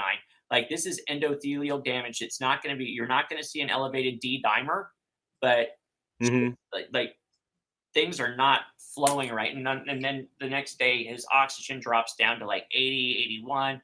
They have him on albuterol and ipratropium bromide, which doesn't do jack shit for this type of thing. So I drove to my office, grabbed a bunch of stuff, filled a suitcase. I make up mixtures of things for nebulizing. My wife flew out there, walked into the hospital at 2 p.m. on a Friday, and Monday afternoon, he walked out of the hospital, and they have no idea what happened. They have no idea. She brought in smoothies with 30 different things twice a day, did continuous nebbing on him. And within 24 hours, he sat up, swung his legs out, and asked for his medical journals. And before she got there, I was talking to him, and he couldn't even say Rocephin. Wow. Amazing. Amazing. So bad. And amazing. He said, Scott, I thought I was going to die in the hospital. I said, Mike, you were going to die in the hospital. They were putting you on hospice before Shelley got there. Wow. Wow. And he didn't have COVID. He didn't have COVID, but his care was as shitty as somebody with COVID. So the question is this new that our hospitals now suck? That the care is subpar, or has this been going on all along? No. I mean, I could tell you, just because I've had, family members with health issues, that it's really clear that healthcare is awful, that they don't really figure stuff out. And I know this because I've had family members who've had heart problems. I mean, they're literally having a heart attack in the hospital, but the machines that are supposed to be detecting the heart attacks are not detecting it, right? And then I talk to other kinds of doctors that use alternative methods, that talk about these blood tests where you're looking for markers and other things for preventative care. And, that starts to make sense to me, right? That starts to make sense to me. But somebody getting a test done that determines whether your heart's healthy while you're having a heart attack and it doesn't register, to me tells me that the test doesn't work. Just like some, there's been stories about these, PCR tests not working. It seems like not a lot works. I mean, and it seems like that's the intent, because I guess that's how you make more money. Or it works in their favor, right? Like, in their favor, yeah. Doesn't work. It works to make money, but doesn't work to basically repair your health. Well, pick anything that's prescribed that is. I don't like the word curative, right? But that isn't a Band-Aid. Right? Yeah. If you've got elevated cholesterol and elevated blood pressure and pre-diabetes or diabetes, so you now have 6+ meds and not a damn one of them is helping heal. Crazy. It's crazy. So, I know the viewer at this point has seen enough of you. We've been talking about you for like an hour and 15 minutes. They've seen enough of you to know that you are an honest doctor. You are somebody that really just wants to help people. Like, you know what I mean? And that's why we do these interviews, because you really get a feel for people. If you're a bad person trying to trick me into taking medications for nefarious purposes, I don't think I would get the sense from you. I get the sense that you are a great individual. What happens to you because you decided to do the right thing here? I mean, Abraxas was telling me that you went through like hell, like especially this last year since the practice was closed down. I mean, could you tell us a little bit about this journey you've been through the last year or so? Well, so I had just we had a county health, there's like a county health initiative where a couple of us to introduce 2 naturopaths, and I was like keynoting it, and it was about the hospital protocols and do like power of attorney, like because I have sent people to the hospital, but it's about like because I don't want them to die at home, but how to get them out. And I ended up getting COVID a day and a half later. So I stayed home, and my wife got it. And we did the Regeneron, did the IVs, and we were better in a day. And I show up at my office to a packet of like this thick packet. And I open it up, and it was the summary, emergency suspension of my license. In fact, we were talking about this weekend where it was either the AG or assistant AG, where they had said I was the most dangerous man in Washington, and I'm like AG. So let me ask you. Sorry to interrupt you. As the most dangerous man in Washington, could you tell me how many lives, like the number of lives you feel as though you've saved from, either dying through bad protocols or wrong protocols for COVID? Do you have an approximate number of that? I can tell you that I directly treated over 3,000 people. How many of them survived? I lost, now mind you, like Rosemary, who I sent to the hospital for imaging. Mm-hmm. Just for my soul's sake, I don't consider, like, yeah, she wasn't your fault. Consider it they a pretty loss, much tricked her. but not because of not because of the science. It was our inability to help her. 5. Wow. So you basically saved almost 3,000 people minus 5. I mean, we were able to help a lot of people. Wow. Okay. So, and you are the most dangerous man after. I mean, you have a bigger save list than Schindler, and you're the most dangerous man over there. Which I love that, because I'm like, that's like, I like, when I heard that, I was like, that's awesome, because like I drive to work, I took care of kids, and then help sick people. And I was like, yes, Mm-hmm. I am. Like, don't confront me with my skills with knowledge. Like, really? The freak. So I show up at my office, and I have like 5 volunteer nurses that had lost their jobs. Every room is filled. I had a nurse prac student that I was a preceptor for, and Mm-hmm. I open it up, and I'm like, uh-oh. Like, this is, and it was from 2 days ago. I just hadn't been there. So it's like everything that we've done is like, wow. Like, oh shit. Except I had set up a portal for monoclonals. And we had already gotten our first round of Regeneron, and that's why we had so the nurses we had it sectioned off, and they were doing monoclonals. So I got a friend of mine to sign standing orders so that the nurses could legally work under them, and I would just use my facility. And wow, from October to February, we were able to provide care for 500 plus people that were, wow. I mean, like, when I say acutely ill, I mean, it was what those nurses did. I simply was administrative, and I did consulting. What they did was Herculean to save their lives. It was one of the most beautiful, scary. It was effed up for all intent and purposes, because like, people were driving from 3-4 hours away because they could not get care anywhere. So we'd be there till midnight, 1-2 in the morning. It was like, whenever you get here. So we would stay there all night, making sure that they got care. And we did that through February, when a complaint came in that February 2021, we're saying, or 22. Wow. Okay. Yeah. So from October 15th. So I mean, at this point, you're not taking no for an answer. You're like, the hell with this. I'm saving lives. You look for every avenue to save lives, but then they're still coming after you. Yeah. My attitude on it was, I will abide by the letter of the law, and then fuck you. Yeah. Exactly. That was my attitude.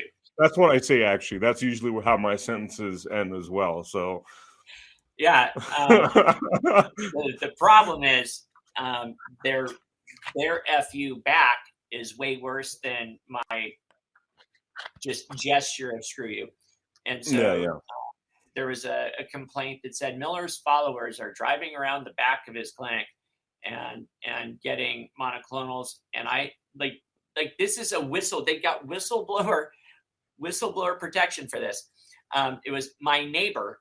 My neighbor told me that they were gonna, and then this person said, and I have proof of the tests.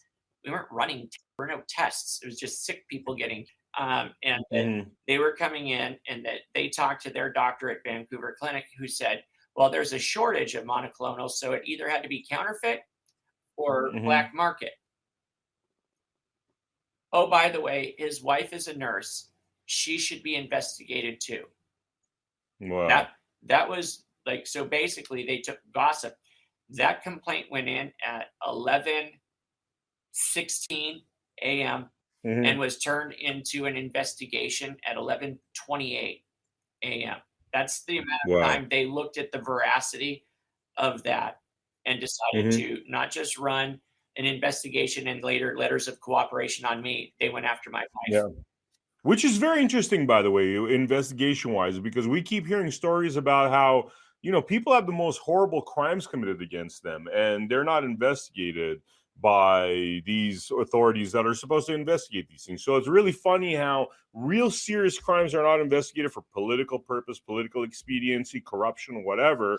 But nonetheless, you're saving lives. I mean, you got a pretty high body count as far as the numbers you've saved. They should honor you. They should have parades. They should name streets after you. Really, or not investigate you. Just I considered it. If a child comes in with an ear infection or whatever, it's just, and I help. I am my involvement in the process of fixing it or healing it. Right, I looked at it where I was just doing my job. Right? It was somebody. So there were two questions that that would be posed. It's can you help? Which the answer is yes, and then it's will you help? So if you can, then holy shit! What's the bar? What's barring me from will you? And if it's fear, because it's not ability. So the only thing that would bar me from helping somebody would be fear of outcome. And it's I am way more afraid of in fact I've journaled from March of 2020 on, and I recorded, even I told my wife, I'm like, hey, I'm going to record this conversation. I would just tell her it because I knew it was going to get contentious because she was so scared. And she's like, Scott, why won't you comply? Just wear a mask in the office or have your, and I'm like, no. And she's like, well, what happens if they start fining you? I'm like, I don't know, but I will not do it. I refuse to wear a lie. I refuse to live a lie. I never put this on ever throughout the entirety of it. I didn't fly with one. And they're like, how did you get away with it? I'm like, I don't know. But it was freaking brutal. We had this conversation this morning where people were at the convention, I don't know how you guys are still married. I'm like, Shelly is she's literally the best human being I have ever met. Wow. Good for you, man. You good. I mean, because you've been through hell. It's I could imagine if you had a shitty wife that was ready to throw you under the bus. I mean, that would have been hell to the power of 20. But just having a good woman there, man. Not good. I mean, at least you got that covered. She wasn't great. She sounds great. Best human being. I know people say it, but if you knew the constancy of attacks, and on our family, they had go bags to we had somebody that had reached out, and we met with him, and he said, listen, I have a jet. He's very wealthy. He's like, I have a jet. You call me if you need to get out quickly. I don't know that I'm that dangerous, but for her, it was I mean, there are websites that were dedicated to, it's I mean, it's comical, but it's we hope you all die and we'll find out where you're buried so we can come shit on your grave. And I was like, Like And by the way, irony of that, could I really quickly point out the irony? Because we were talking about this yesterday. All these people are going to die. That's the irony. These people that wish death upon us, that we fought so hard to save them. We didn't do this because we wanted to be outliers and get freaking attacked. It would have been very nice to go along with this narrative. But people like you and I decided, you know what? We're going to save lives. We're going to stand by what is righteous. And we were attacked. And man, you were attacked a lot more than most people I know. But we've all been attacked. Yeah. And we've all paid a price.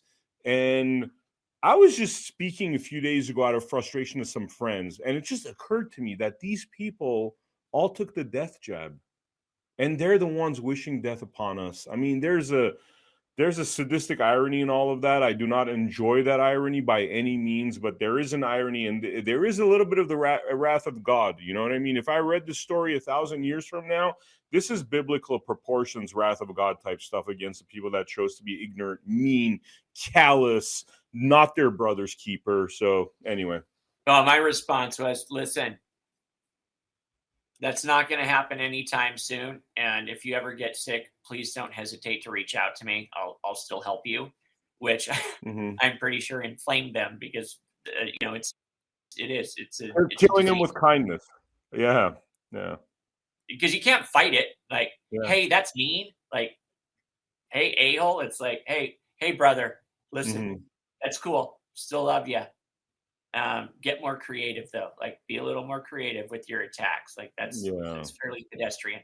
But no, it's you've mentioned this, and I need to do some deep dives, and especially what you were on episode 60 and 61 and 62. But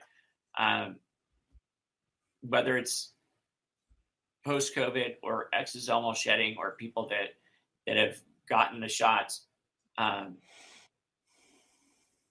there's, even with the gene modification aspect of it, there are, or I should say, as a non-expert now lay person, there are still ways to undo a lot of it. Not necessarily all of it, but it's like if you can undo certain things and then arrest the further damage that it's causing, it's just yet another thing that's, I mean, with probably the communities with which we run and the knowledge we have, where it's like, you've got a lot of the information, but people don't have it, or it's so vast that they don't even know where to start. Yeah. One of the things for the viewers that I highly want to recommend, I'm going to give two websites. Both of them are websites that we have a big hand in. One of them is medicalfreedom.org. It's not launched today, but I have a feeling by the time this episode comes out, we're going to be really close to the launch. It's scheduled to launch sometime early April. I think April 10th is the date that we're looking at. And there's going to be tons of information there, including interviews with doctors about topics like, if you've been jabbed, what are the things you could do? Interestingly, like with the black pepper extract, the phytonutrients, blueberry, like organic blueberries, the apple pectin, or like the whites or the skins that obviously needs to be organic of some of the citrus fruits are amazing. Anyone that has, so if you've gotten the shot, you will have myocarditis. Just it can't not happen because of how S1 binds to the ACE receptors in the heart. So something I strongly recommend, not medical advice, but to look into it. Carnosine, L-carnosine. It's a dipeptide, and it is. I wear a carnosine like through our website. I love like the near infrared light science, and so we have patches of different peptides like GHK and carnosine and glutathione. But for whether you get the supplement, etc., carnosine binds to heavy metals in the brain, so it's able to chelate without the negatives of chelation therapy, where you're binding to all of those minerals and depleting the body, where you have to replace it. But I would recommend people look into like L-carnosine. So L-carnosine, and then what was the other one? GHK.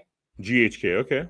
The glycyl L-histidyl L-lysine, and it Mhm. binds with copper, and it actually makes, so it's like the PubMed and NIH actually have a ton of information on this, like as an anti-cancer COPD. That's what I was talking to Abraxas about. I was like, dude, Mhm. like I've literally, like, people that have had COPD, and I've had them nebulize acetylcysteine, like MAC, but the liquid version of it, Mhm. and do it GHK, and days, I mean, 3 or 4 days later, and you're talking with the chlorine dioxide, right? And they're like, "Oh my gosh," like, Yeah, yeah. like my And activity fatigue. the crazy thing is they try to keep all this from us. That's I sorry to know. interrupt you. It's like all the good stuff. It's like the doctor that's recommending chlorine dioxide has the Fed show up to his door. I mean, they really want us dead very badly. I don't know. So yes, and it sounds insane, right? But it's like when you put all of it together, like you look at what we're allowed, like what they're allowed to put in our food or Yeah. on our crops, like 5 billion tons of glyphosate Mhm. sprayed on our crops every year, or they spray it on crops to keep it from, like, to help dry it out. And it's like that's insane. Yeah. Yet we're like, okay, um, baby formula. Mhm. Like, look at what they put. Like, why do they put high fructose corn syrup in baby formula? Yeah. Yeah. No, it's Yeah, I know. Your body can't even. insane. I mean, it's such an obvious thing. Your body can't even digest it properly, and they put it in there. It's like doesn't make sense. No, yeah, I mean, and for anybody being like, oh, like this is all like a mistake, a comedy of errors. I mean, come on, come on. It's like when you look at all the evidence, it's very obvious they could give a rat's ass about our health. So what happens is we have to be independent. We have to do our own research. Don't listen to what they're telling us. What they're telling us is what they want to sell us, not what's good for you. Very big difference, yeah. Yeah. Well, and that's where that we talked about, like, just locally, um, Hmm. having a third lane of medicine, because you can't. Yeah. Sad to say, but you can't. When like if you polled, um, the not because of my misinformation or disinformation, but simply their experiences going to Hmm. the hospital.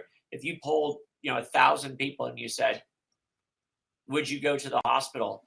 and they'd Hmm. be like, unless it's like a car crash or whatever, they would Yeah. do Yeah. everything they could Yeah. to avoid the care in the Yeah. hospital. And people are desperate for that third lane of medicine where we're Big able time, to big time. actually Nobody heal. wants to go to the hospital. Nobody wants to go to the DMV. Those two places, nobody wants to go to because they suck. They suck, and they're both government institutions. And like all government institutions, they're run very badly. And Yeah, you but why know, is it that the hospital is more dangerous than prison? Why is it that that people that have gone into that have put in the COVID ward are zip tied mhm. to their beds and restrained? I was talking to a woman a couple days ago where she was in a room next to her husband, and they locked the doors so that they could not, like, engage, right? So they both have COVID. Like, if Mhm. they were in a room with a curtain, but they were in rooms, they locked the doors from the Mhm. outside in the Yeah, hospital. What yeah. the shit is that? I mean, think about it. It's like you're in this industry where you're like one out of very few that decided to actually do your job and save lives. You're one out of very few. I mean, 99 out of 100 didn't do it. 1 out of 100 did. So that's really bad odds for the righteous. You know what I mean? It's like that answers a lot of questions. So it's like, do people do they take on authoritarian characteristics when they're power hungry, when they get certain powers? I mean, I hate to say it. It's like, look at what happened on the airlines. People are given a certain amount of power. They turn into these Nazi overlords. It's like, it's sad. The human nature and what they do once given a little bit of power is actually kind of disgusting. Well, it's when people of mediocre character Mhm. are given power, you have tyranny. Exactly. My son's 10th birthday, we flew to Legoland, and when we landed the police Mhm. were waiting for us. Wow. For I what? shit you not. For what? Um, Because they knew Scott Miller, the medical terrorist, was coming, the guy that's trying to save lives. So when I said I've never worn a mask, I wore like I had a neck gaiter that I would sort of put up. My son was sitting next to me, and I just said, Cohen, just eat the entire time. And this stewardess, whatever, flight attendant, kept coming by, and they're like, he needs to pull it up. He needs to pull it up. And I'm like, well, he's eating. Well, he needs to pull it up while he's chewing. So I finally said, he has a mask exemption, and he tested negative this morning. And she's like, well, and she's like, well, if it happens again, or he's old enough. So finally, she comes by and hands me a yellow card. And I was like, I've never seen a yellow card, but I was like, okay, we're like 20 minutes from landing, right? So I'm like, all right, we can hold our shit together, to avoid the red card. Oh, God almighty. I can't believe this, dude. What the yellow card is we are banned from Alaska Airlines. Like our return flight gone. And my wife, who's, Texan, Southern gal, like bless your heart, kind of low key, unloads on this flight attendant,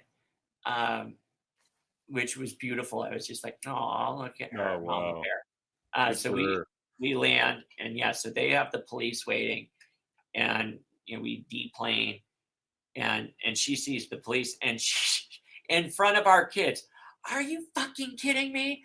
Really? And I was just like, I just wanted to hug her. I just wanted to, but yeah, like, and I'm like, our police, by the way, I don't know if you know what's happening in which country, France. The police are actually standing with the people, and I wonder when that time is going to come, when these police are going to be like, you know what? No, we're standing with the people. It's happening. There are areas that it's happening. It is. I've seen it. I have a friend who's a captain in LAPD, and bless his heart for his aggressive pushback. But I'll tell you, it's scary. It is. I mean, we've interviewed cops, and some of them are ready to be like full on Gestapo, and you tell them, they tell you, oh, I know it's all wrong, but it's a paycheck. I mean, come on, you know what I mean? It's like, well, that's the problem, right? Yeah. It's like the doctors, the nurses, the PAs, the NPs, the NDs. Like if it's a paycheck, then you're a prostitute, basically. I mean, again, if you're a paycheck and you're like killing people, if you're a paycheck and whatever, you go and you're just surviving, cool, not hurting anybody. But when your paycheck involves hurting people, you're a prostitute. Done. End of the story. Never thought of that. That's a very good analogy to that. I like that because it's you're wow. Yeah, 65 podcasts talking about horrendous shit. You come up with a couple of things here and there, right?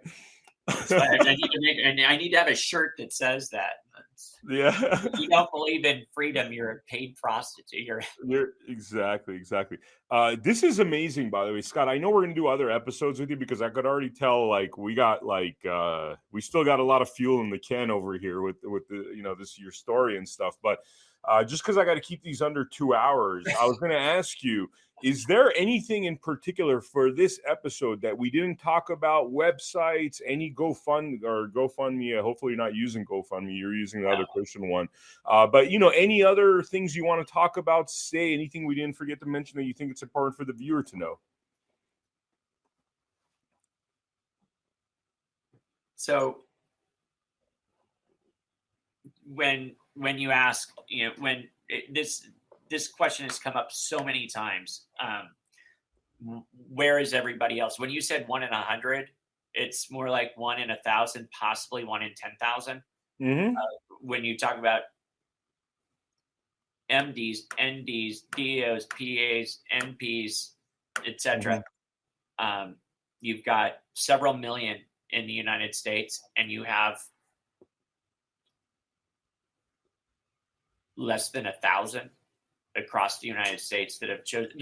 Less than that, like you probably got that where it's like hush hush, where they'll do it. But in terms of speaking out, the like for me, I didn't lose my job. I had a had I like sold my practice, I could have sold it for several $1,000,000. So I didn't lose my job. I lost everything that we had sacrificed to build. Mhm. Like so it's and then you've got like then you have the legal aspect where like they suspended my license in October of 21, and I've had over 40 complaints lodged on me after the loss of my license. Right? Like what? Like ease up, bitches. Like really? Like you already. But and some of them are fun. Like I like engaging. It's creative. I've been more sarcastic with my letters of cooperation. By the way, But Scott, like this is what they're trying to do is they're trying to literally destroy you. We've interviewed enough doctors, Dr. Chris Shoemaker, one of the most noble individuals I've ever spoken with. Very clear. They want to make you homeless. They want to destroy your life. This is their agenda. And I think we have to be really honest and clear about that agenda, because this is like if you're not a sheep, we will destroy you. If we allowed people like you to be destroyed, we are destroyed. We are destroyed. Our kids, might as well just hand them to this death machine. There is no future if we allow people like you to be destroyed, because we're the last house on the block. That's it. It's like that 1 out of 10,000 that exists. And frankly, I like those odds because I believe in people like you and I believe in people like me, because we are much more than one person inside. And we, the only people that are that inside know what that means. You know what I mean? We are little armies inside. That's what makes us strong enough to be the 1 out of 10,000. So, it's they're trying to destroy us. And you know what? I don't know. I think I'm optimistic, to be honest with you. I am too. But so when you say that, like going back to seriously, Ridge, what's the movie? Heartbreak Ridge. Is it Heartbreak Ridge or? No, it's seriously Ridge, something Ridge. Yeah. I know what you're talking about. With the guy that doesn't want to partake in violence. Mel Gibson movie. Not Heartbreak Ridge or. Seriously? Google. I literally just wrote. I wrote about it because it was so. Hacksaw Ridge. Hacksaw Ridge. Guys, everybody's got to watch that movie. Seriously. It's amazing. Wow. And he's on the ridge. You've got like 100+ feet of rope, to get up there, and the entire platoon has gone down, and his friend is dying in his arms, and the naval assault on the ridge, and his friend dies, and he's like, God, I can't hear you. And it's like this schism where he's broken, and all of a sudden, with like the tumult behind him, he hears medic, and he puts his helmet on and he stands up, and all you see is just like the black behind him from the artillery, and he runs straight into it. And Shelly was sitting there, and we're watching it. And I start crying, and she looked at me, and she was like, this has been your life for like 15 months at that point. And it's like, and he kept coming out, and he was like at his very limit, and he would say, okay, God, just one more, like, give me the strength, just one more. And so what you're saying, it's like there's like, I think about like the limited capacity of what I was able to do as just like a regular dude, but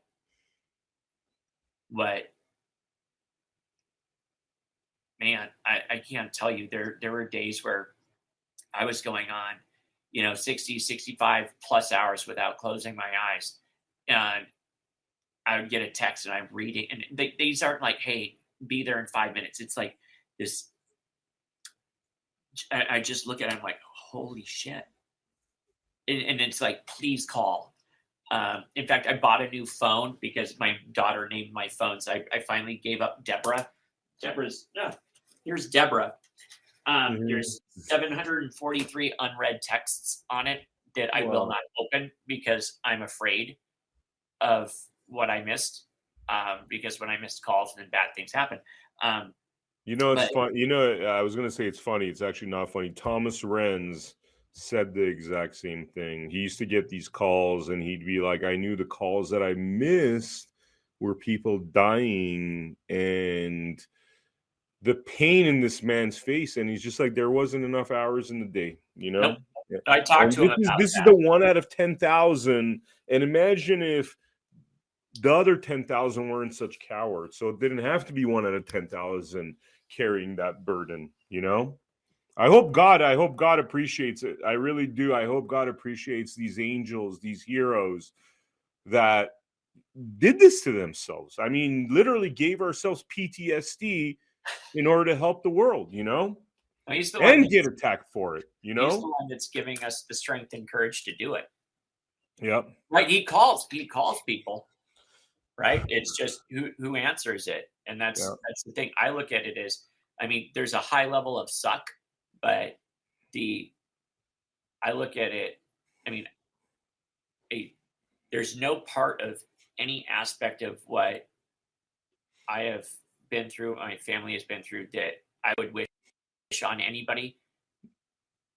But you wouldn't change it. You wouldn't change it. I wouldn't go back and do it over. I would, knowing what I know now, I would be afraid if somebody said, "Would you do it again?" I'd be like, oh shit. Mm-hmm. I don't know.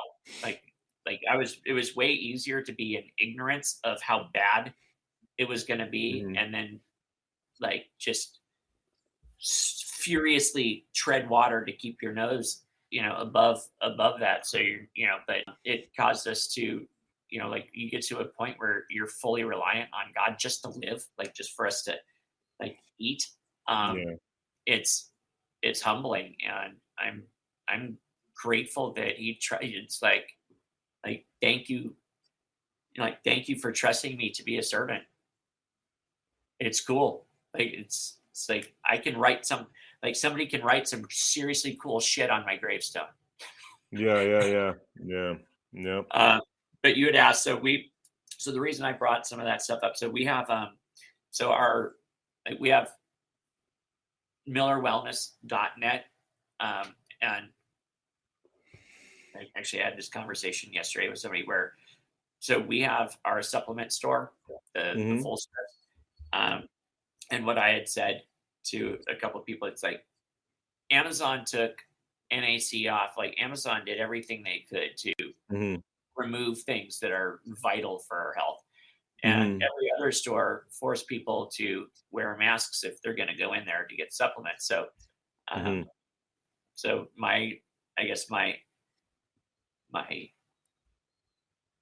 the crappy business side of me, it's usually more about what can I do for somebody else. It would be buy your supplements through us, or unless you're connected with something else. But if you're buying vitamin D, vitamin C, zinc, NAC, etc., like it's cheaper through us, and they're products that are vetted by me.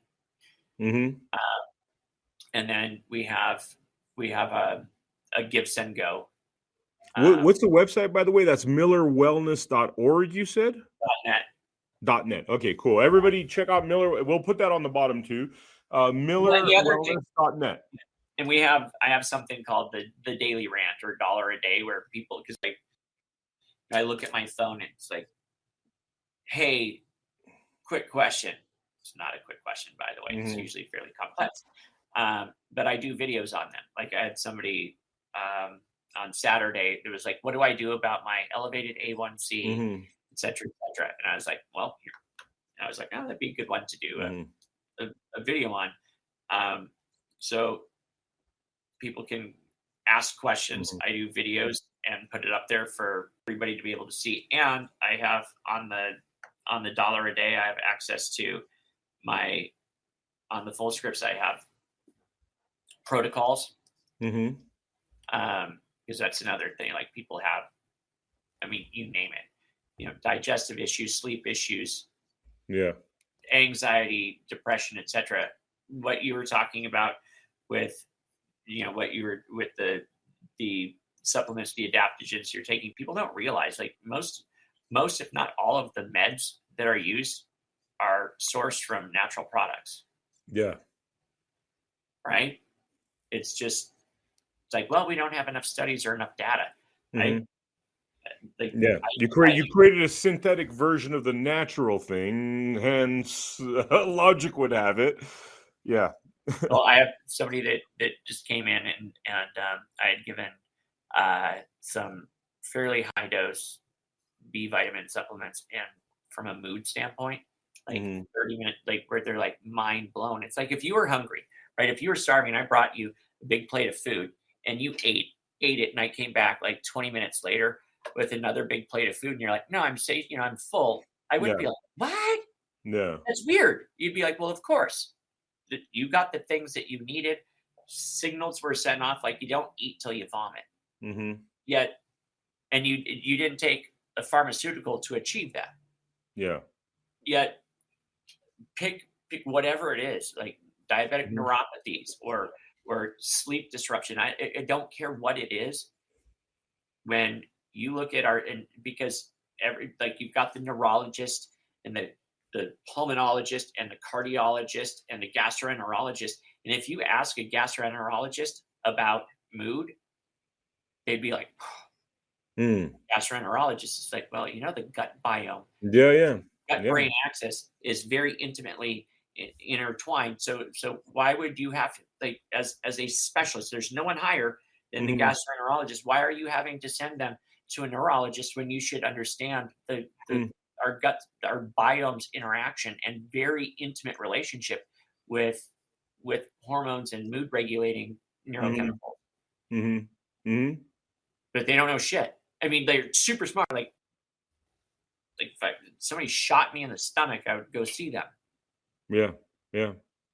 But outside of that, they're all they can do is say, take some It's like lansoprazole. they haven't even the fact that somebody that deals with the gut doesn't even deal with those particular issues just is like your foundation is not on right there. No, Yeah. or like so I said it with my skin, right, where I chose to Mm-hmm. shave, knowing that this was, and I call them systems tests because I'm like checking out different natural things to see if it will mitigate it, and I don't enjoy it because I usually go through a couple days of painful Mm-hmm. pain, but I'm able to add like one or two new things that I know. It's like just again, I'm not doing any scientific research on it, but if I can take Mm-hmm. that anecdotal Mm-hmm. information and share it and be like, hey, try this. Like, don't go buy it. Like, I'll just like take some samples and try it and see how it works. And it's like a couple days later, they're like, holy cow, that was amazing. I'm like, Yeah. write that down. Like, chalk that up. It's not science, just another tool in the toolbox. Yep. Totally. Scott, I do have to wrap this episode up because otherwise they won't let us air it if I let it get over 2 hours. But this is awesome. I mean, testament to it being awesome is it's one of our longest episodes, and it was actually quite entertaining. And it feels like there's at least one more episode worth, talking about in the near future. So thank you so much, Scott, for coming down to both the Blood Money podcast and Meet the Frontline Doctors, which we're shooting this for dual purposes. This was pretty awesome, man. This was really awesome getting to know you. Vem, when I saw Abraxas, like that interaction, I was like, okay. Mm-hmm. Like not initially knowing him, like if this guy, you is Mm-hmm. legit, and I looked into it, I'm like, wow. And then so similarly, you like if we had 1,000 more of you, Mm-hmm. the veil of that's been dropped on all of America could be lifted if people had your courage and willingness to speak out. Like what you're doing is freaking heroic. It's badass. So thank you for doing it. It's so critical to the mission of like how do we save our country, and it's people like you that are like it's you that are willing to do this and take the time and in just that self-investment in finding the truth and being compelled to get it out. Like, this is amazing. Thank you. I really appreciate that. And honestly, man, what you're doing, I mean, it is the most integral thing what you're doing. And you went right into the belly of the beast there. And like you said, you know, those other 9,999 didn't stand with the courage you stood. And I respect you so much, man. I really like you. You're a hero for doing what you did. I know things are shitty right now. Things are going to become better. God has a plan. We're all dealing with this nonsense, threats, and like just ugliness. But you know, the other option is not a tenable option. I mean, what, we're going to go down the road of a Holocaust as Christians, like murdering people, shutting our eyes? I mean, that's really not an option for those who believe, you know? So thank you. I was watching Inglourious Bastards on my flight home, and like this farmer like gave up, you know, the position of the Jewish family that he was hiding. And you could see it in his face, right? Like the fear of what could happen to him versus, you know, like self-preservation over giving innocent lives over to destruction. Yeah. And I was watching, it was like, and it's like, there's like a family sitting next to me. And I'm like, just be a normal dude for once. And like, don't watch something and tear up, you know, Yeah. As my wife would say, like, Scott, go out into the world and be normal. And I was like, but I was thinking about it, like that question has been asked. Like we ask it, like in ethics class, it said, like, who would you be during that time in the Holocaust? Would you be the person that watches your neighbor be drug out into the street, or turn your neighbor in, or would you be the person that would shield them from tyranny and death? And almost ubiquitously, everyone says, "Oh, like I would never do that." And we just watched, like we've been a part of this, you know, transhumanism movement, and watched what people were willing to give up to maintain a level of what I would consider like a new level of comfort, or to not have to engage in what a conversation and argument. Like, we're fucked if we don't flip that switch and get all these people that they're like, I would never let that happen again. First of all, it should have never happened in the first place, but holy crap, you like we will never let it happen again. We need, like, I don't know, 30, 40 million of those people that that and say it, to put their actions where their mouths are, and stand up for just, we've got an army of God-fearing truth, the people that are in the light and in the truth. It's like we need that switch flipped so that we just stand up in mass to protect our sovereignty. Yep. Scott, right. This is awesome. We got like 10 seconds left before we hit the 2-hour mark, so I'm gonna have to wrap it up here. Thank you so much to the viewers for showing up to this Blood Money episode, which is actually doubling up for a Meet the Frontline Doctors episode, which we're producing for medicalfreedom.org. I will see you on the next episode. Thank you very much for joining us. Have a great night. Thank you.